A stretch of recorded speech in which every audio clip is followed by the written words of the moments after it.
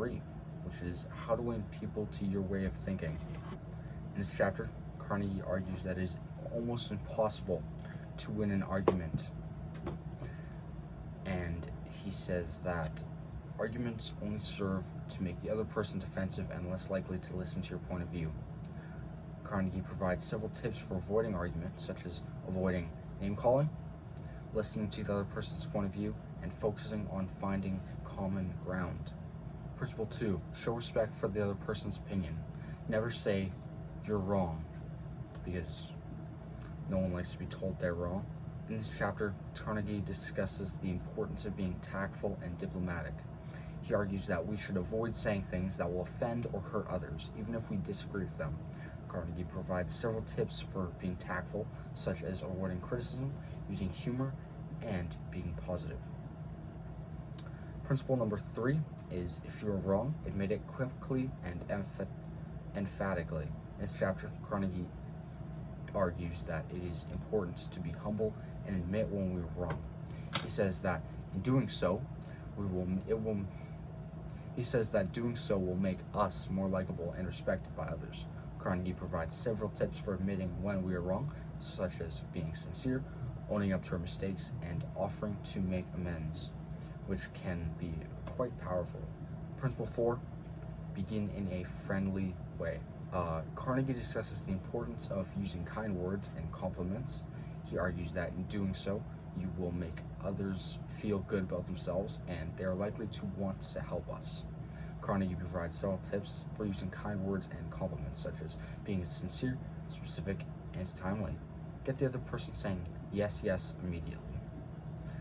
Because chapter 5 is named Secret of Socrates. In this chapter, Carnegie discusses the Socratic method of questioning. He argues that this method is a powerful way to influence others without being confrontational.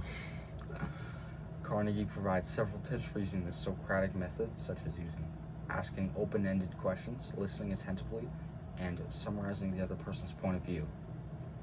He also tells us to get the other person saying yes, yes, because it helps us build and establish rapport. Principle 6, let the other person do a great deal of the talking. In this chapter, Carnegie discusses the importance of handling complaints effectively. He argues that complaints are an opportunity to improve our relationships with others and build trust. Carnegie provides several tips for handling complaints, such as listening attentively, acknowledging the other person's feelings, and offering a solution. Principle 7, let the other person feel that the idea is his or hers, even if it isn't. In this chapter, Carnegie discusses the importance of getting cooperation from others. He argues that we can get cooperation by making others feel important and appreciated. Carnegie provides several tips for getting cooperation, such as asking for help, being willing to compromise, and showing appreciation. Principle number 8, try honestly to see things from the other person's point of view. In this chapter, Carnegie provides a formula for getting what you want from others. He says the formula is: A, be friendly and sincere. B, show genuine interest in the other person. C, remember that everyone likes to talk about themselves. D, talk in terms of the other person's interests. And E, make the other person feel important and do it sincerely. And that is a formula that will absolutely work wonders for you. Principle 9 is be sympathetic with the other person's ideas and desires.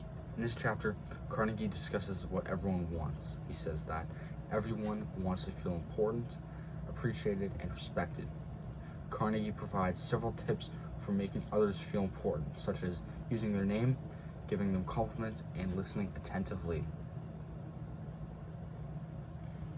Principle 10 is appeal to the nobler motives. Carnegie discusses the importance of appealing to people's emotions. He argues that we can get people to do what we want by appealing to their emotions, such as using their sense of pride, their desire to be liked, and their fear of loss. Principle number 11, dramatize your ideas. The movies do it, TV does it, why don't you do it? Honestly. In this chapter, Carnegie discusses the importance of using stories and anecdotes to get your point across. He argues that stories are a powerful way to connect with the people around you and make them more likely to listen to you, because everyone likes a dramatic story, right? Principle 12 is throw down a challenge. In this chapter, Carnegie discusses the importance of persistence. He argues that we should never give up on our goals, no matter how difficult they may seem. Carnegie provides several tips for being persistent, such as breaking down your goals into smaller steps, celebrating your successes, and learning from your mistakes. So, that was part 3.